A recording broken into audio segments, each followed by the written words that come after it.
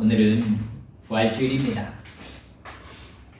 부활 생명으로 거듭나라 라는 제목으로 여러분들과 함께 부활주일 하나님의 말씀을 듣고자 합니다.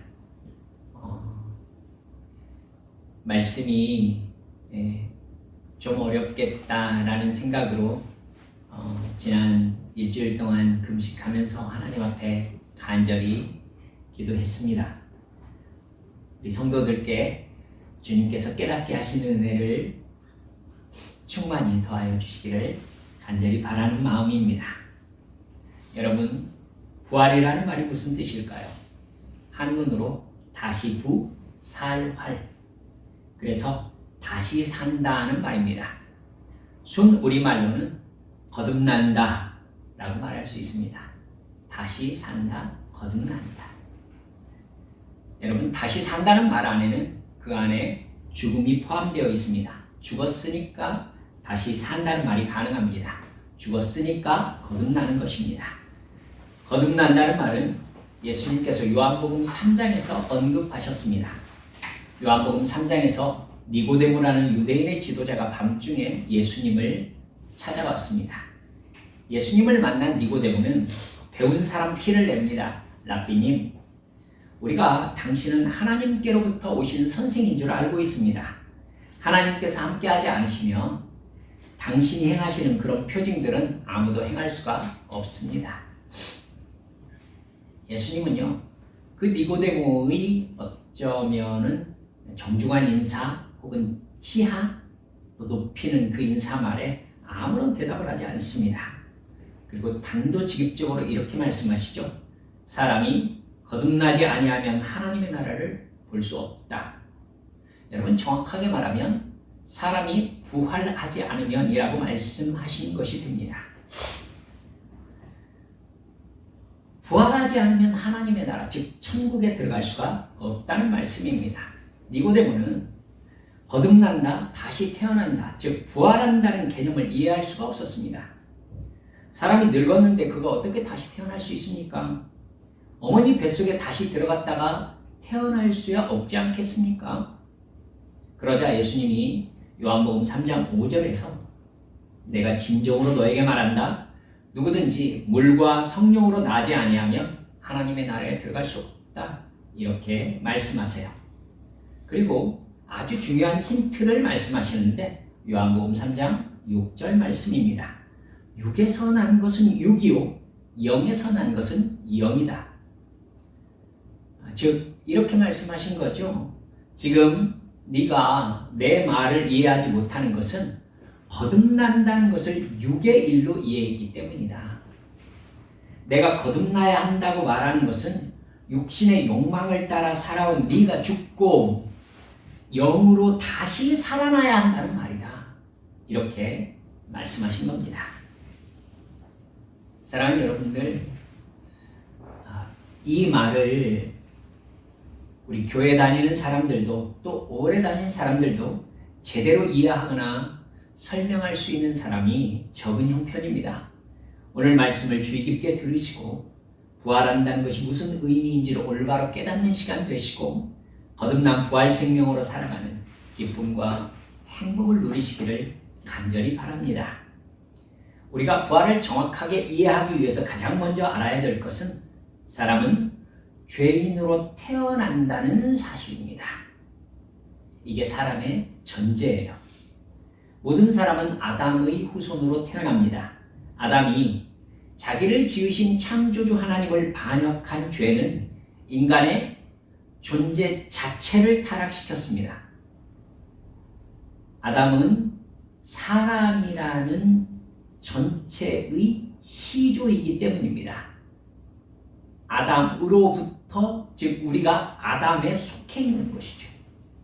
그렇기 때문에 아담의 타락은 인간의 타락인 것입니다.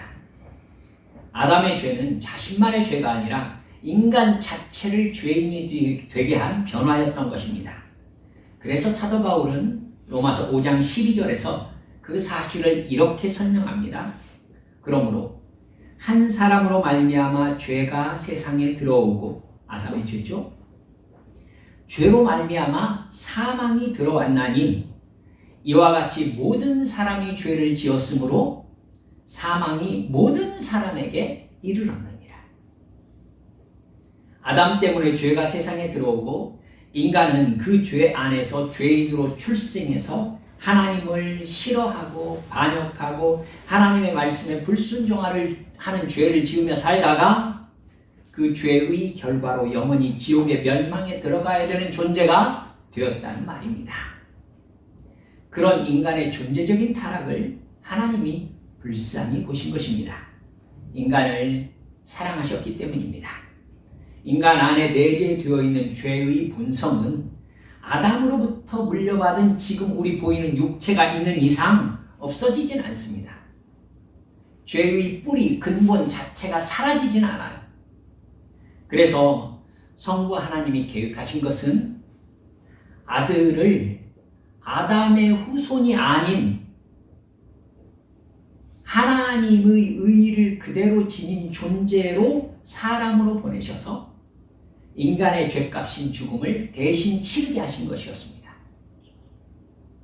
아담의 후손이 아니어야 하기 때문에 그래야 죄인이 아니잖아요.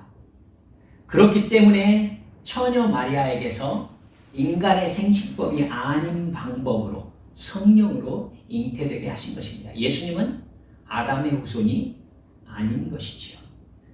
그래서 예수님은 하나님이시자 인간으로 이 세상에 사시면서 죄와 의와 심판에 대해서 말씀을 전하셨습니다. 그리고 십자가에서 인간을 대신해서 죽음의 대가를 치르신 것입니다. 왜 가장 처참한 사형 방법인 십자가에서의 죽음일까요?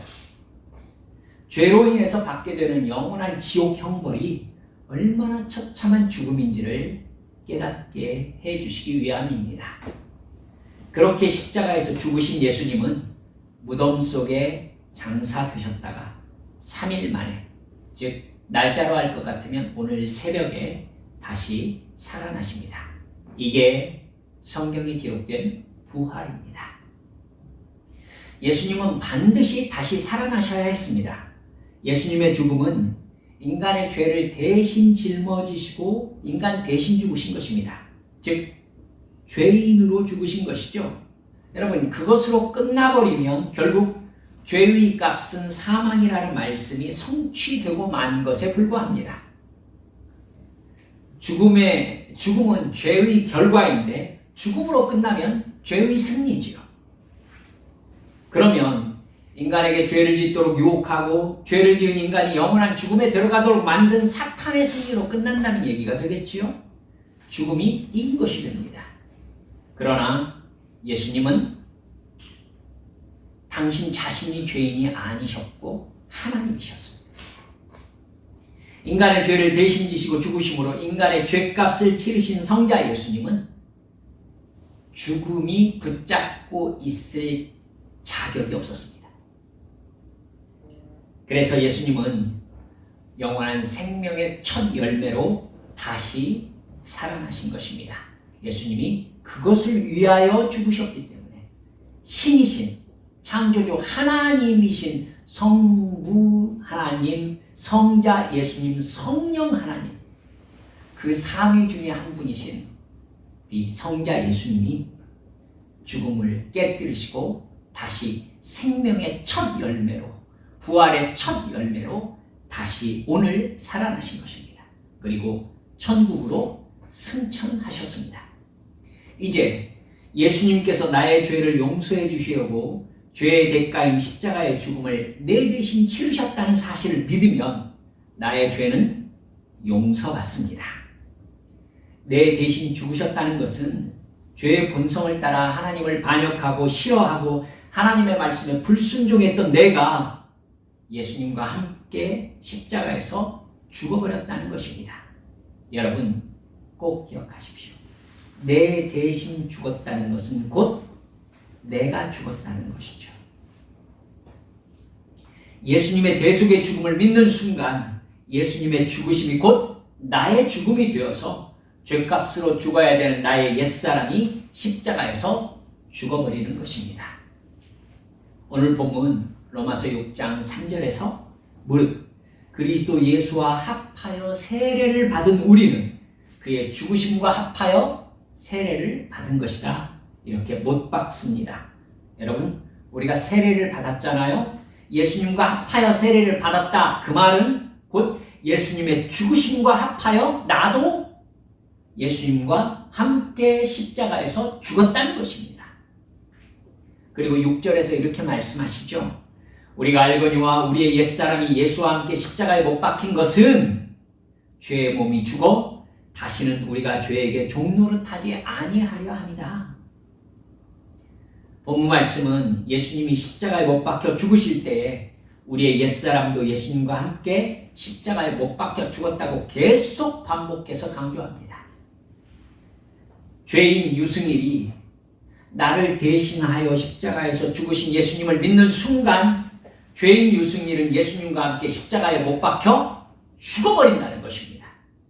그리고 5절에 보면 만일 우리가 그의 죽으심과 같은 모양으로 연합한 자가 되었으면 무슨 말이냐면 우리가 정말 예수님과 함께 십자가에서 옛사람이 죽어버렸다면 그 사실을 네가 진정으로 믿는다면 또한 그의 부활과 같은 모양으로 연합한 자도 되리라. 즉 네가 예수님과 함께 십자가에서 죽었으니 예수님이 3일 만에 무덤에서 부활할 때 너 또한 새 생명으로 다시 부활한 존재가 되었다는 선언인 것입니다. 예수님의 죽음과 함께 나의 옛사람이 죽었으니 예수님의 부활과 함께 너는 이제 새 사람으로 부활했다. 이렇게 선언하고 계시는 거예요. 어떤 새 생명이죠? 육에 속한 또 사탄과 죄에 속한 옛사람은 예수님과 함께 십자가에서 죽어버렸고 이제 예수님의 부활과 함께 영에 속한 성령께 붙잡힌 새 사람, 하나님의 자녀로 다시 태어난 것입니다. 이게 부활의 의미입니다. 오늘 본문 7절을 보면 이제 나는 죄에 대해서 예수님과 하나 되어 죽었으니 이제 나는 예수님의 의가 나에게 전가된 사람으로서 새 사람이 되어 부활 생명 안에서 살게 되었으니 하나님은 이제 나를 볼 때 의롭다, 죄가 없다 이렇게 보신다고 기록되어 있습니다. 그렇게 예수님과 함께 하나님의 자녀라는 새 생명으로 부활했다, 거듭났다. 이것은요, 여러분 에베소서 2장 1절 말씀에 의하면 따라서 합시다. 허물과 죄로 죽었던 내가 살리심을 받은 사건. 예, 그렇습니다.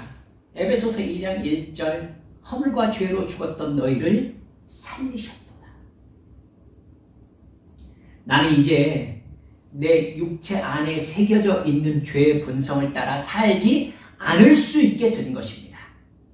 그 죄의 본성을 따라 살던 나는 십자가에 못 박혀 죽었습니다. 예수님과 함께. 이제 내 안에는 하나님의 영, 성령님이 계십니다. 이제 나는 성령의 인도하심을 따라 살아가는 하나님의 자녀로 거듭난 것입니다. 이게 구원받았다는 말이고 영생을 받았다는 말입니다. 하나님께 속했다는 말이에요. 성령께 지배받는다는 말입니다. 로마서 8장 5절에서부터 9절까지의 말씀을 여러분 주의 깊게 보시든지 한번 들어보세요. 제가 새 생명의 새 번역으로 여러분들께 읽어드리겠습니다. 육신을 따르는 자는 육신의 일을, 성령을 따르는 자는 성령의 일을 생각하는데 육신에 속한 생각은 죽음이요 성령에 속한 생각은 생명과 평안입니다. 육신에 속한 생각은 하나님과 원수가 되는데 육신의 생각으로는 하나님의 법을 따르지 않을 뿐만 아니라 따를 수도 없습니다. 육신에 매인 사람은 하나님을 기쁘시게 할 수 없습니다. 만일 당신 안에 하나님의 영, 성령이 거하시면 당신은 육신에 속하지 않고 성령께 속한 존재입니다. 누구든지 그리스도의 영, 성령이 없으면 그리스도의 사람이 아닙니다. 거듭난 우리는 성령께 속해서 성령의 감동하심을 따라 순종함으로 하나님을 기쁘시게 하는 존재로 바뀌었다는 것입니다. 본문 6절 말씀에 의하면 죄의 몸이 죽었으니 우리는 이제 다시 어쩔 수 없이 죄를 지을 수밖에 없는 죄의 노예가 아니라는 거예요. 그래서 오늘 본문 로마서 6장 11절 12절 말씀에서 사도 바울은 우리에게 이렇게 권면합니다. 이와 같이 여러분도 죄에 대해서는 죽은 사람이요 하나님을 위해서는 그리스도 예수 안에서 살고 있는 사람이라는 것을 알아야 합니다. 그러므로 여러분은 죄가 여러분의 죽을 몸을 지배하지 못하게 해서 여러분이 몸의 정욕에 굴복하는 일이 없도록 하십시오. 19절 말씀은 더욱 확실하죠. 여러분이 전에는 자기 지체를 더러움과 불법의 종으로 내맡겨서 불법에 빠져 있었지만 이제는 여러분의 지체를 의의 종으로 바쳐서 거룩함에 이르도록 하십시오. 이제 거듭난 사람으로서 성령께 속했으니 거듭난 새 사람으로 하나님의 자녀가 되었으니 죄의 옛사람이 죽어버리고 거듭난 새 사람이 되어서 하늘 백성이 되었으니 영생을 받은 자가 되었으니 구원받았으니 이제 육체의 욕망을 따라 살았던 자신은 죽어버렸음을 늘 인식하십시오. 이제 새 사람으로서 여러분 생각하고 말하고 행동해야 한다는 것을 늘 기억하십시오. 말씀하고 있는 겁니다. 이제 죄의 노예가 아니라 하나님의 자녀가 되었음을 늘 기억하라는 거예요. 예수님과 함께 십자가에서 죽어버린 옛사람의 욕망은 더러움과 불법임을 늘 인식하고 이제 하나님의 뜻에 받쳐져서 순종함으로 거룩함 속에서 살아가라는 것입니다. 나는 거듭났다. 나는 천국 백성이 되었다. 나는 하나님의 자녀다. 하나님이 나를 사랑하신다. 나의 옛사람은 죽었다. 나는 이제 거듭난 새 사람으로 성령께서 깨닫게 하시는 대로 살아갈 것이다. 늘 고백하라는 것입니다. 그리고 21절, 22절 말씀을 보면 우리에게 이렇게 분명하게 못박죠. 여러분이 옛사람으로 육신에 속한 존재로 살아갈 때 무슨 열매를 맺었습니까? 여러분이 이제는 그때를 부끄러워하고 있지만 그런 삶의 마지막은 죽음입니다. 이제 여러분은 죄에서 해방을 받고 하나님의 종이 되어서 거룩함에 이르는 삶의 열매를 맺고 있습니다. 그 마지막은 영원한 생명입니다. 이렇게 우리에게 가르쳐 줍니다. 거룩함에 이르는 삶의 열매 무엇입니까? 성령의 인도하심을 따라 살아가는 새 사람이 맺는 성령의 열매입니다. 갈라디아서 5장 22절 23절에 이렇게 말하고 있죠. 오직 성령의 열매는 사랑과 희락과 화평과 오래 참음과 자비와 양성과 충성과 온유와 절제니 이런 것들을 금지할 법이 없느니라. 여러분, 성령께 속한 영의 사람에게서 맺어지는 열매가 바로 그것들인 것입니다. 그리고 사도 바울은 갈라디아서 5장 24절에서 단호하게 선언합니다. 그리스도 예수의 사람들은 육체와 함께 그 정욕과 탐심을 십자가에 못 박았느니라. 죄에 대하여 죽고 성령으로 영생을 얻었으니 성령 안에서 행함으로 성령의 열매를 맺는 것이 이제 여러분에게 당연합니다. 이렇게 말씀하고 있는 거예요. 여러분, 이제 우리들은 우리 스스로에게 이렇게 물어야 됩니다. 나는 영의 사람인가? 육신의 사람인가? 나는 새 사람인가? 옛 사람인가? 나는 육체의 욕망을 따라 살고 있는가? 성령의 인도하심을 따라 살고 있는가? 나는 이 세상에 속한 사람인가? 영원한 천국에 속한 사람인가? 나는 나를 위하여 살고 있는가? 나를 구원하신 하나님을 위하여 살고 있는가? 나의 주인은 육체의 욕망으로 나를 지배하려고 하는 사탄인가? 성령의 인도하심으로 하나님의 자녀로 살게 하시는 하나님입니까? 이제 우리는 죄에 대하여, 의에 대하여, 심판에 대하여 성령의 깨닫게 하심을 받는 사람들이 되었습니다. 이제 그 부분에 대해서 성장해 갈수록 더 전문가가 될 것입니다. 영의 일에 대해서 민감하게 캐치하겠지요. 성령의 감동하심 가운데 하나님의 뜻을 깨닫게 되실 것입니다. 내 행동을 하나님께 순종하기 위하여 최선을 다해서 살아가려고 노력하는 여러분 안의 열망이 생겨날 것입니다.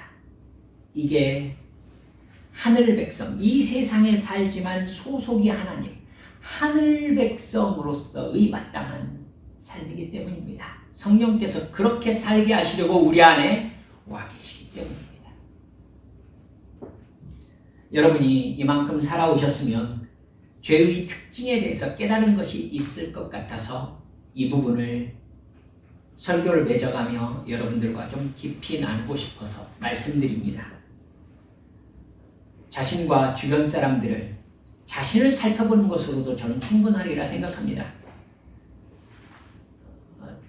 나와 더불어 주변 사람들 한번 살펴보십시오.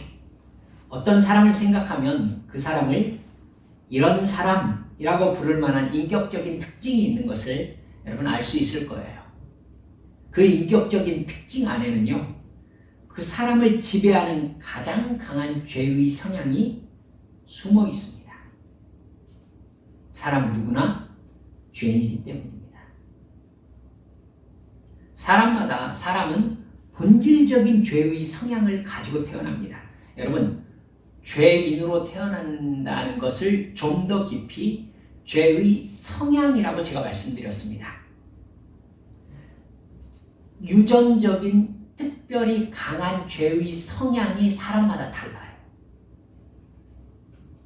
그 많은 죄 중에서 그 사람을 지배하는 죄의 주 종목이 있습니다. 여러분 모르시지 않을 거예요. 어렸을 때부터 거짓말을 아주 잘하는 사람이 있습니다. 어렸을 때부터요, 다른 사람은 안 그러는데 유독 도둑질을 잘하는 사람이 있어요, 여러분. 어렸을 때부터 다른 사람보다 다른 사람을 심하게 미워하고 욕을 잘하는 사람이 있습니다. 어렸을 때부터 유독 성적으로 문란한 아이가 있어요, 여러분. 성향이 보입니다. 모두요, 그 행동을 함으로써 자기의 이익과 만족을 얻었던 죄들이에요. 그가 생각하기에. 사람들은 자기가 이익을 얻었던 가장 강한 죄의 성향을 따라 행동합니다. 그 성향을 따라 그 사람의 인격이 형성되고 평소 하는 행동이 결정되거든요. 그러니까 그 사람이 어렸을 때부터 가장 지배받았던 그 가장 중심적인 줄기가 세워가면서 그 사람의 인격이 형성되는 겁니다. 그 사람의 평소 하는 행동이 그 죄의 성향 속에서 빠져나오는 거예요. 예를 들어서 거짓말로 자기의 이익과 만족을 얻었던 사람은요, 거짓말을 반복하면서 인간관계를 맺고 자기 이익과 만족을 얻는 삶의 태도를 가지게 돼요. 그러니까 그 사람이 맺고 있는 관계의 성질 안에는 그 사람의 가장 본질적인 죄가 깊이 내재하게 된다는 말입니다. 그러면 그의 인격이 거짓말을 중심으로 형성되겠죠. 다른 사람들이 그 사람을 맨 처음에 모르다가 좀 오래 사귀면 어느새 알게 됩니다. 저 사람은 거짓말을 잘하는구나 하고 알게 되죠. 그 죄는요, 강한 자석이 되어서 다른 죄를 끌어당기게 되어 있습니다. 가장 본질적인 그 사람의 죄의 줄기가요, 다른 죄의 가지로 뻗어나가는 것입니다. 나무로 비유하자면요, 거짓말이라는 가장 본질적인 줄기가 있고 그 줄기에서 미움이라는 가지, 질투, 도둑질, 폭력, 비굴함, 사기. 여러분, 미움, 여타 제가 말씀드려온 여타의 죄악들이 가지로 자라나서 자리 잡는 거예요. 거짓말이라는 가장 중심된 죄에 매달린 나머지 죄악의 형태를 가지고서 그 사람의 인격의 형태가 구성되는 것입니다. 왜 이렇게 주된 줄기의 죄와 가지의 죄를 제가 분리하는지 아시겠어요? 여러분, 그 사람이 적당하게 회개할 때에요, 가지치기를 할 수 있어요.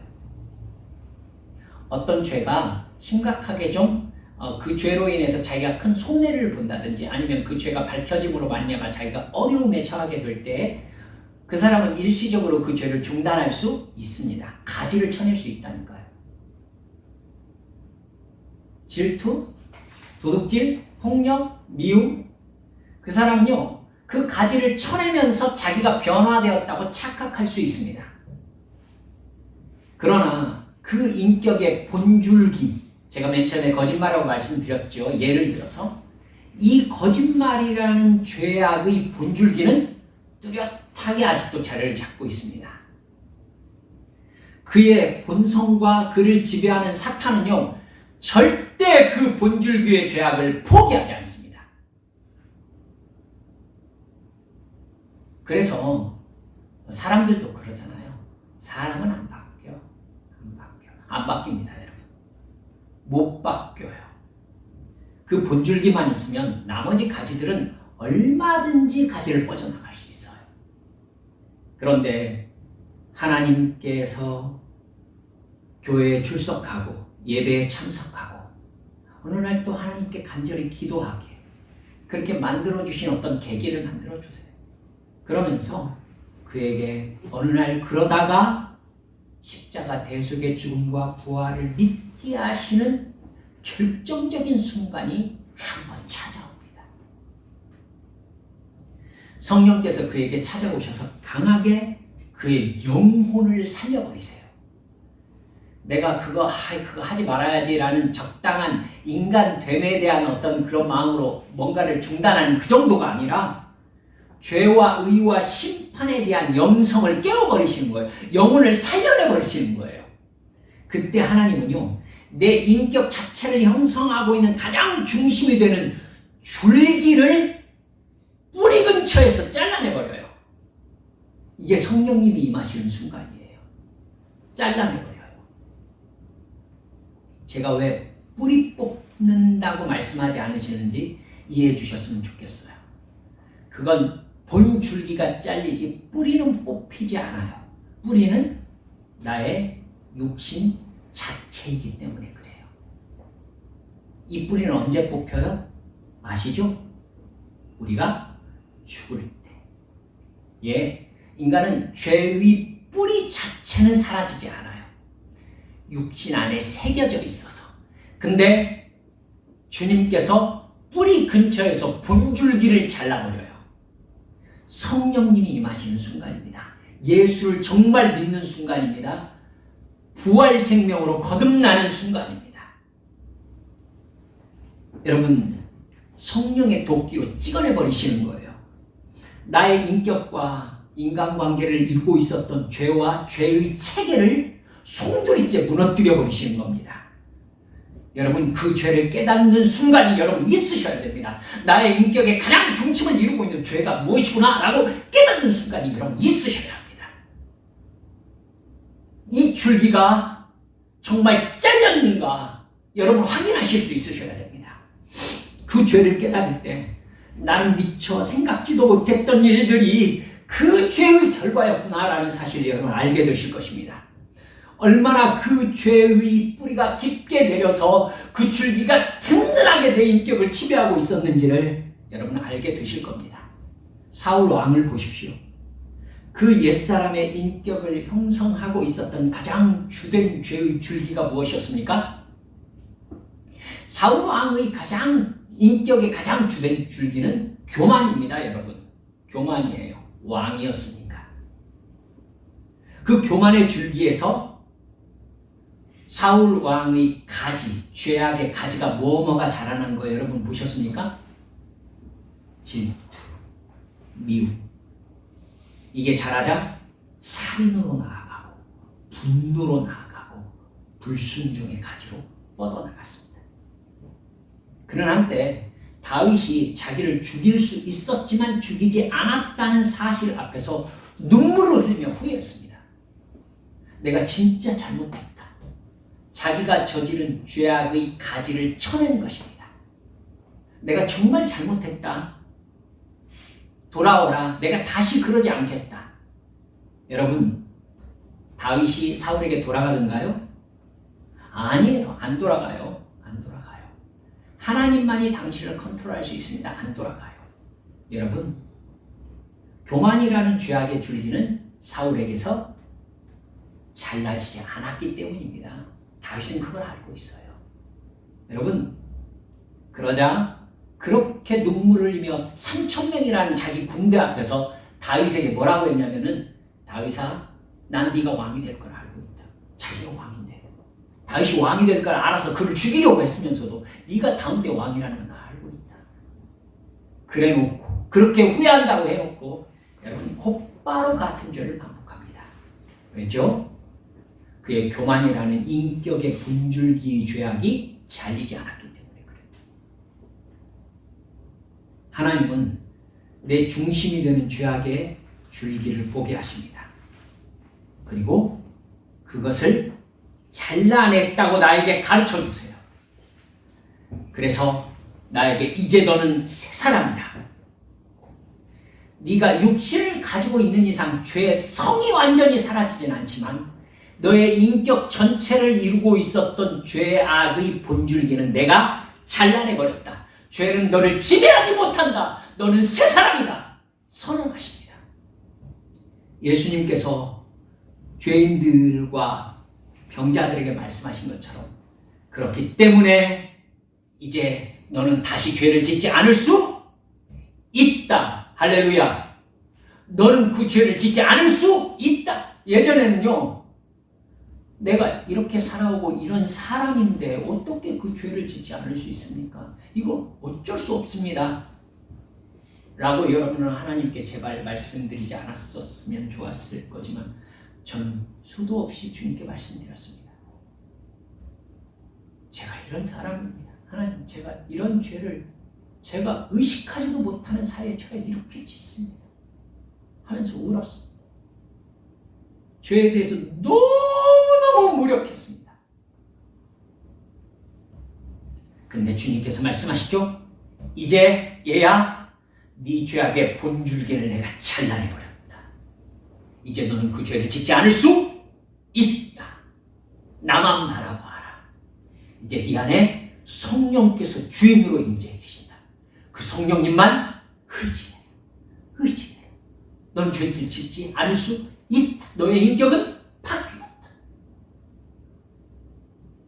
너는 이제 죄의 노예가 아니니까 너는 죄를 인식하고 싸울 수 있다. 그러니 너는 너의 옛사람으로 다시 돌아가지 말아다오. 이것이 마태복음 22장 14절에서 말씀하신 대로요, 청함을 받은 사람에게 택함을 입으라고 말한 것입니다. 여러분, 이 부분에 대해서 우리 목사님들이 별로 강조하지 않는 것 같아서 제가 굳이 집어서 말씀드립니다. 혼인잔치에 청함을 받은 사람은 많았어요. 하지만 예복을 입지 않은 사람이 있었습니다. 그 사람 쫓겨났습니다. 바깥 어두운 데 슬피 울며 이를 갈리라 라고 말씀하시면서 그 사람을 쫓아내셨어요. 여러분, 그러시면서 예수님이 뭐라고 말씀하셨냐면은, 청함을 받은 사람은 많되 택함을 입은 사람은 적으니라.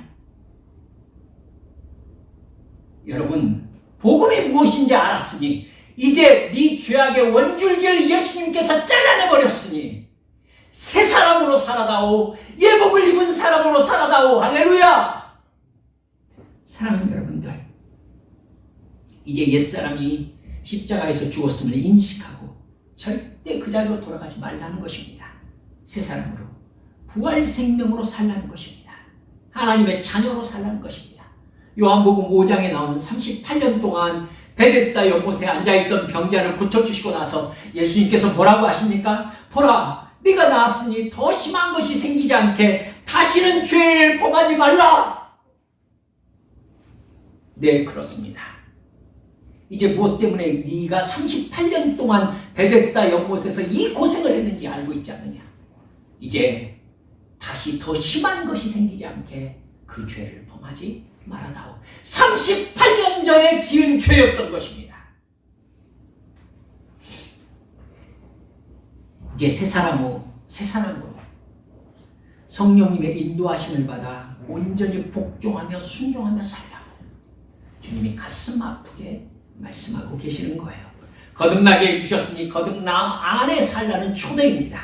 그 말씀에 순종할 죄와 의와 심판에 대한 성령의 깨달음도 주셨습니다. 그 택함에 응답할 때에 죄의 줄기는 정말로 여러분 내 인격에서 제거되는 줄 믿으시기 바랍니다. 제거됩니다. 여러분 성령님께서 잘라내버리셨습니다. 여러분 이제 이 죄의 뿌리가 남아있기 때문에 뿌리에서 분명히 새싹이 돋아날 것입니다. 이것이 위험하기 때문에 제가 설교하면서 또 여러분과 다루어 갈 것입니다. 본줄기를 잘라내버렸지만 똑같은 것이 옆에서 솟아나와요.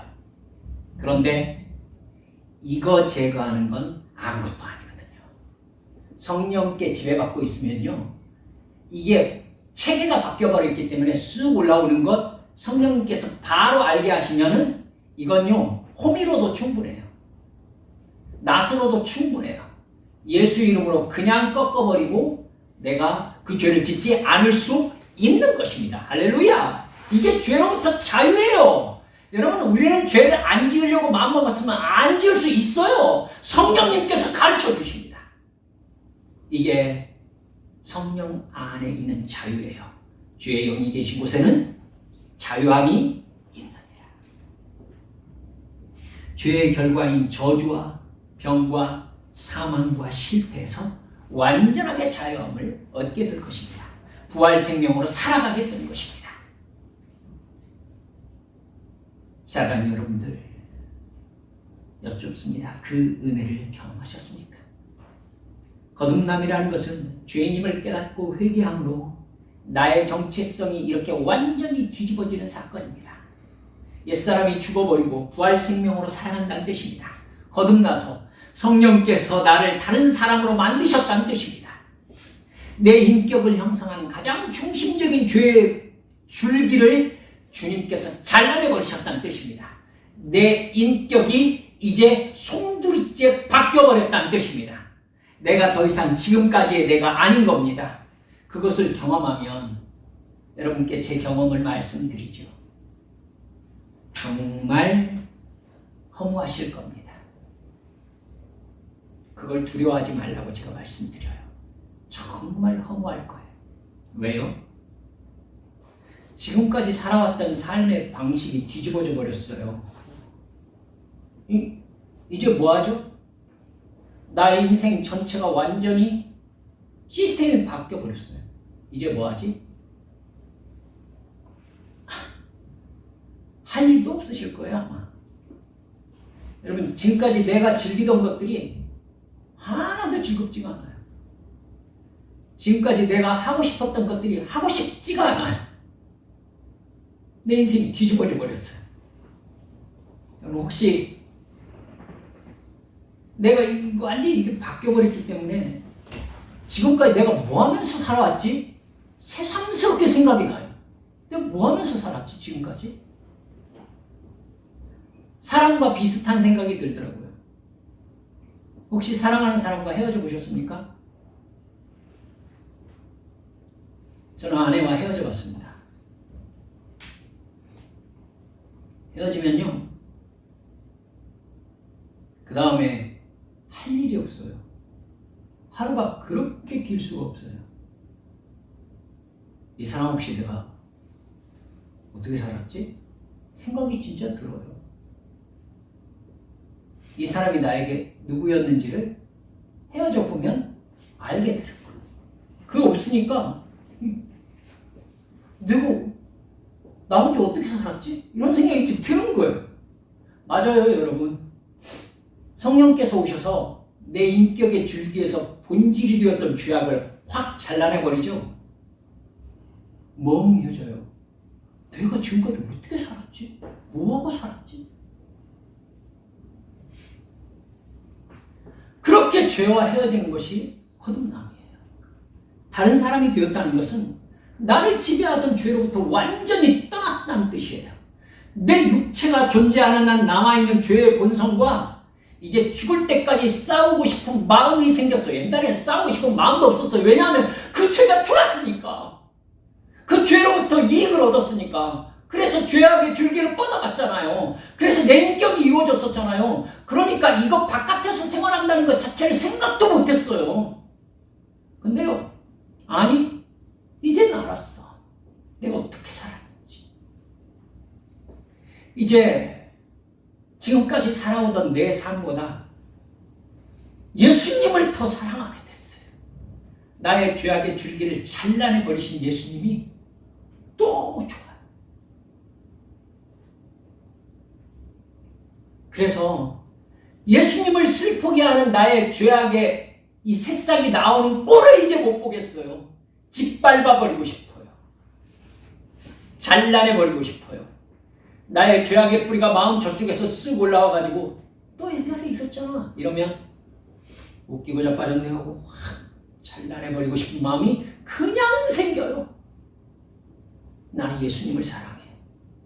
나는 이제 너를 사랑하면서 죄악의 즐거움을 누리던 그 삶으로 절대 돌아가지 않을 거야. 여러분, 이렇게 우리는 죽을 때까지 성령께 붙잡혀 사는 겁니다. 여러분, 그게 기쁨이에요. 그렇게 살 때 거듭난 사람, 부활 생명으로 살아가는 사람이 되는 것입니다. 결론입니다. 이렇게 단도직입적으로 여쭙겠습니다. 부활하셨습니까? 즉 성령께서 알려주시는 가장 강한 죄악의 본줄기를 인식하고 회개하고 여러분 그게 잘렸음을 인식하면서 강력하게 솟아나려고 하는 그 새싹과 영적 전쟁을 시작하셨느냐는 것입니다. 하나님의 자녀라는 자기 정체성을 확고히 붙잡고 계십니까? 물론 완전한 부활의 성취는 예수님이 재림하실 때 내 죄의 육체에서 죄의 본성의 뿌리가 완전히 뿌리채 뽑혀나가는 것을 보면서 아이고 속이 다 시원하다. 저 때문에 내가 사랑하는 여러분들 그때는 죄를 지을 수 없게 될 것입니다. 그날을 너무너무 사모하며 기다립니다. 그렇죠. 지금은 죄를 짓지 않을 수 있지만 그날이 오면 죄를 지을 수가 없게 바뀌는 것입니다. 죄의 뿌리를 주님께서 완전히 뽑아내버리시는 정말 완벽한 새 생명으로 천국에서 우리가 살게 되는 것이죠. 그러나 그날이 오기까지 우리는 성령 충만함 속에 살아가면서 죄와 싸우며 사명 따라 하나님과 사랑을 나누며 살 때에 나에게 주신 구원 안에서 참된 자유와 행복을 누리며 살아가게 될 것을 믿으신 우리 한미 성도들이 모두 되어주시길 주 예수님의 이름으로 축원합니다. 아멘.